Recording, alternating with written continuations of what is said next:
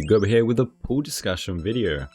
3 new characters for 1.3 were revealed with their element, star grade and path, a potential imaginary DPS and 2 units to finally complete Mono Quantum. I waited till today to do this to see if they drop a 4-star, and they did, so we will be going through the 3 units, what roles they could provide, and how they might switch things up by referring to past releases. I'll also talk about if our current pool choices are the wisest, but remember 1.3 is like 8 weeks away, so pulling now is still a sound choice. This video is based on info on HoloLab and some speculation, but no leaks will be discussed, and so no leaks in the comments either please. Also, the first unit is completely new and may very well be a story spoiler, so if you haven't seen the drip marketing yet, then I advise you to stop watching. For those that have, let's begin.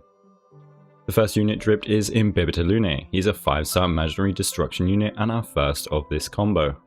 Destruction units are hybrid DPS that either have survivability or HP based mechanics. Blade is coming out in 1.2 as a wind destruction, so I doubt they'll copy their own homework and make Lunae do the same thing. Blade is like a mix between Arlen and Clara, so he may be like Hook and instead have some strong damage and some sort of healing mechanic. We don't know if he'll have another HP sacrifice like Blade in 1.2.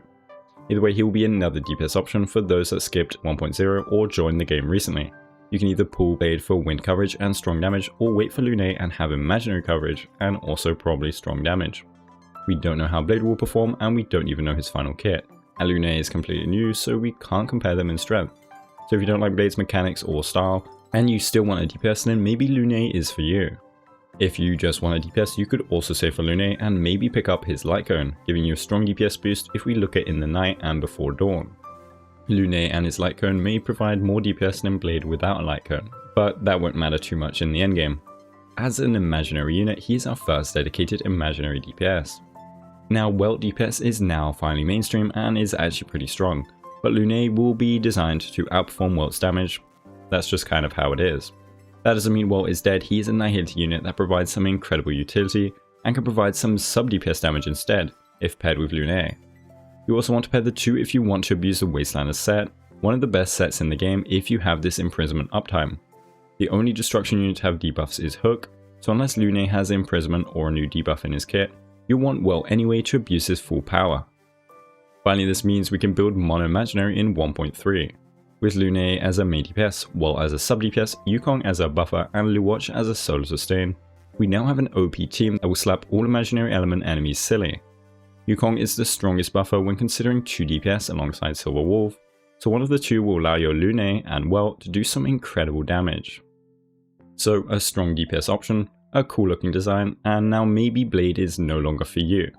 If you need a DPS for your second team in Memory of Chaos or to beat annoying imaginary weak enemies, he could be a great pickup. The next unit is Xuan, and we actually got her confirmed as a unit a while ago, but now we finally have her confirmation of her arrival in 1.3. Xuan is a Quantum Preservation 5-star unit, and our first of this combo. Preservation units mitigate damage, have aggro increases, and have shielding. So Xuan may be similar in this regard or switch things up like Luocha. Luocha showed us how OP a limited abundance can be, so Xuan may do the same with Preservation. It's not hard to just add numbers and better traces and abilities onto Japad, but maybe they'll do a completely new mechanic as they also did with Luocha. Attack based shielding maybe. Anyway, as a 5-star limited preservation, she may be able to self-sustain, so maybe you don't need to pick up Luocha, especially if you're pulling in 1.2 and want your DPS guaranteed first over your solo sustain. As a quantum unit, she is our first offensive quantum option, and this is the reason most will be pulling for her. We can finally form Mono Quantum in 1.3, and even without the next unit that was dripped, we could put a support in that matches the enemy weakness and already bring Mono Quantum to most enemies in the game. Mono Quantum is every Zealer player's dream, and with Silverwolf, Xuan and the next character, you can now bring your Zealer to every enemy in the game and still do max damage. They may have ways of nerfing it, but you should be pretty safe. So for people that are still pulling on Luocha, or people with Zealer and Silver Wolf, maybe saving is a better choice. You can pick up a DPS in 1.2 and then pick up your defensive options afterwards in 1.3. Luocha is still OP and you don't necessarily need to build Mono Quantum, it's just neat. Finally, we have Lynx, our 4-star of the patch, and she's a 4-star Quantum Abundance unit and our first of this combo. As an Abundance unit, she'll be healing allies and could have cleanse like Natasha or Luocha, or a new mechanic like Bailu's Invigoration.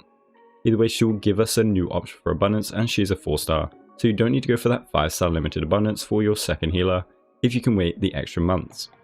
4 stars can be tricky though to get sometimes, and we won't be getting a free character in 1.3 if we follow the free unit into free Lycan pattern, so you may need to pull a bunch to secure her. She's hopefully on Xuan's banner though, so if you're pulling for Xuan for Mono Quantum, you should be able to get a Lynx on the way there.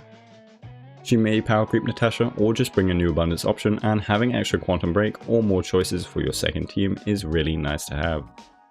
Main reason people want her again is for Mono Quantum. With Zila or Xingshui, Silver Wolf, Xuan, and Lynx, you can now bring quantum anywhere. As Silver Wolf will have a 100% chance of bonking quantum weakness onto the enemy. If Xuan is a solo sustained powerhouse like your Watcher, then you may not actually need Lynx, but you can bring her anyway for the 100% chance and the extra survivability. Or you just bring Xingshui as a sub DPS. So for Watch pullers or Mono Quantum enjoyers, or people that desperately want a second healer and don't want to go to pity, Lynx will be there for you in 1.3. It is a while away again, so it's completely up to you. Anyway, let me know your pull choices down below in 1.2 and 1.3. Thank you so much to all my members, and thank you for watching. Have a good day.